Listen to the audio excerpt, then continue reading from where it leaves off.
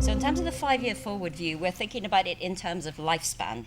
So across the lifespan, from the very beginning to the kind of very end of life, we want to think about what would increasing access mean, and then access to what. We understand a lot more about how all of us might develop a mental health problem. We know about the kind of the genetics, the biochemistry, the hormones, the way our brains develop, the hard and soft wiring, and absolutely critically, we know about the environment in which we are born, grow up, work, have relationships, grow old, and have end-of-life care. In this country, we know there's an enormous amount of money spent on mental health. The only problem is it's spent on dealing with the adverse consequences of not having given access early to effective interventions. In going forward, we have 4 main strands of our work. One is building positive literacy in mental health. Secondly, prevention of mental health. Thirdly, lots more communication about building your own psychological literacy and health.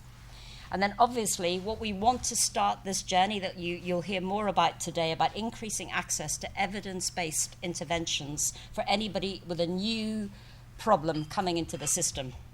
What's my evidence that more people want to build their mental health literacy? Well, it's good news.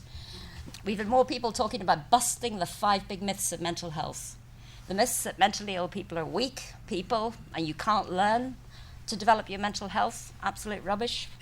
Secondly, we've seen major changes, fantastic campaigns like the Time to Change campaign, which I hugely celebrate. I'd like to also pay tribute to the media, if there's any media in the room, because I think 3 years ago there was an automatic link in the media with mental health, violence, and bad things happening. And I think the media have really, really come with us. So what about prevention? If we look at what would some of the very high impact prevention strategies be, it's around abuse. It's around making, in every pregnancy, can we support people around parenting? Schools, absolutely vital. So what we are introducing is increasing access to standards. We've started with children and young people because that feels absolutely morally and ethically the totally right thing to do. For young adults, so I suppose my kind of, the people that I have had the huge privilege to work with as a clinician, for people with psychosis, that's next.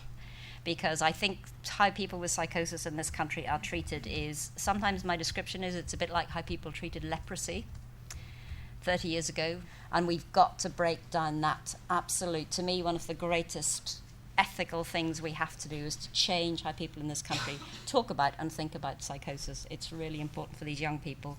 The way we're introducing every one of our standards for early intervention psychosis, for perinatal mental health, for liaison services, for crisis services, and we then like to go on to people with complex emotional trauma, otherwise called PD, medically unexplained symptoms, people with alcohol conditions, people with neurodevelopmental conditions like ADHD and ASD, is as follows.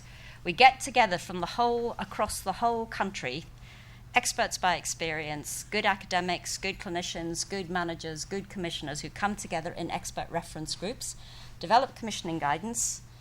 We then have worked incredibly closely with both the NHS Benchmarking Club and the Improvement Unit at the Royal College of Psychiatrists, which is a multidisciplinary, multi-agency unit, to do a baseline audit.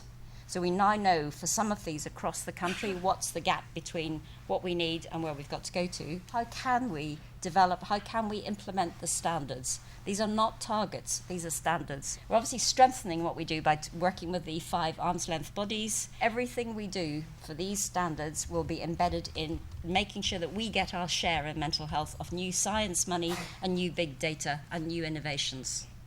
So first of all, it's about working with people in a kind, compassionate coaching. It's got to be a coaching, not a doing onto, a coaching model of kind of care. And it's got to be about thinking about the basics. So the basics are, have you got access to the right information to give people? Information is power. It's about the right physical health care.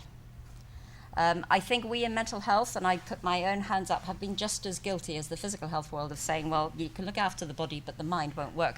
20,000 people a year are dying because we are not doing the right physical health care of people with particularly psychosis. 20,000 a year.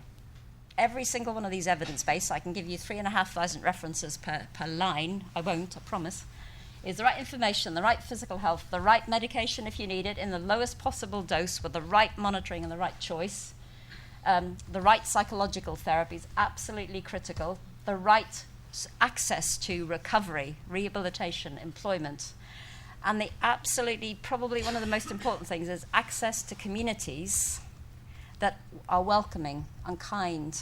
I hope that gives you just a flavour of kind of the way we're thinking.